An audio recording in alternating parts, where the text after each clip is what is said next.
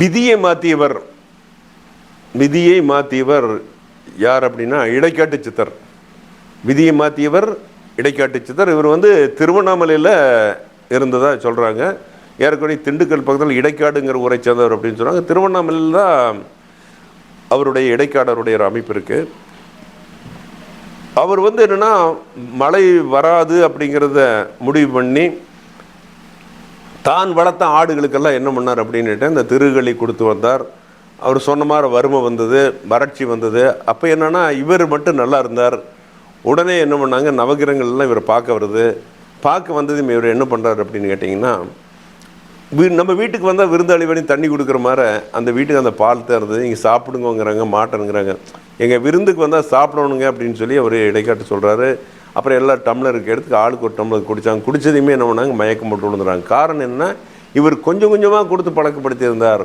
இவர் ஒரே நாள் ஒரு டம்ளர் கொடுத்தனா உடம்புக்கு அவங்களுக்கு ஒன்றும் பண்ண முடியல. சும்மா அந்த உடம்பு அங்கேயே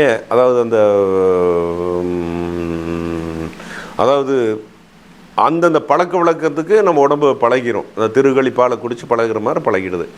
இவர் என்ன பண்ணார், நவகிரகங்கள் எல்லாமே இவரை தேடி வர்றாங்க. என்னடா இவர் மட்டும் நல்லா இருக்கேன்னு நவகிரகங்களை தேடி வரும்போது இவர் என்ன பண்ணுறாரு அப்படின்னு கேட்டிங்கன்னா, பால் கொடுக்குறாரு, குடிக்க மாட்டேங்கிறாங்க. உடனே எங்கள் வீட்டுக்கு வந்து நீங்கள் குடிங்கன்னு சொல்லி ஆளுக்கு ஒரு டம்ளர் கொடுத்து மயங்கி விழுந்து விடுகிறார்கள்.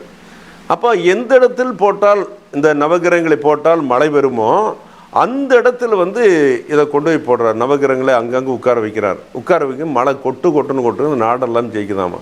அப்போ விதியை மாற்றக்கூடிய ஆற்றல் யாருக்கிட்ட இருக்குன்னா சித்தர்களுக்கிட்ட இருக்குது அப்படின்னு சொல்ல முடியும். ஆனால் விதியோட பயன்பாடு கொடுக்குறவங்க நவகிரகங்கள் தான். ஆனால் இருந்தாலும் கூட அதுக்கடுத்து ரெண்டாவது வந்து சித்தர்களால் முனிவர்களால் எதுவும் பண்ண முடிப்படிங்கிறது எந்த வித மாற்று கருத்து இல்லை. ஸோ வந்து சித்தர்களை வழிபட்டாலும் சரி, முனிவர்களை வழிபட்டாலும் சரி, யாரை வழிபட்டாலும் சரி, நம்மளுக்கு அது பெரிய விஷயமா தெரியாது. அப்போது சுகம், சந்தோஷம், மேன்மை இதெல்லாம் கிடைக்கிறதுக்கு அப்படிங்கிற போது வழிபாடு செய்கிறது வந்து ரொம்ப முக்கியம். தெய்வ வழிபாடுங்கிறது வந்து அவன் வந்து எதையுமே மாற்றக்கூடிய ஆற்றல் பெற்றது அப்படிங்கிற எந்த விதமான மாற்றம் இல்லை. குடும்பமாகட்டும், தொழிலாகட்டும், பொருளாதாரமாகட்டும், காசு பணமாகட்டும் எல்லாமே வெற்றிக்கு அப்படிங்கிறது வந்து நவகிரகத்தை தொடும்போது எல்லாமே வந்துடும். நவகிரகத்தை வழிபடுங்கள்.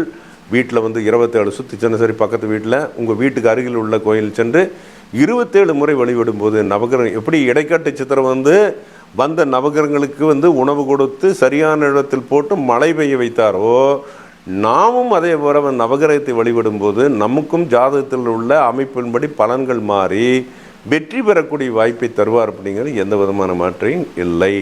நவகிரகங்களை வழிபடுங்கள், நாளும் வளம் பெறுங்கள்.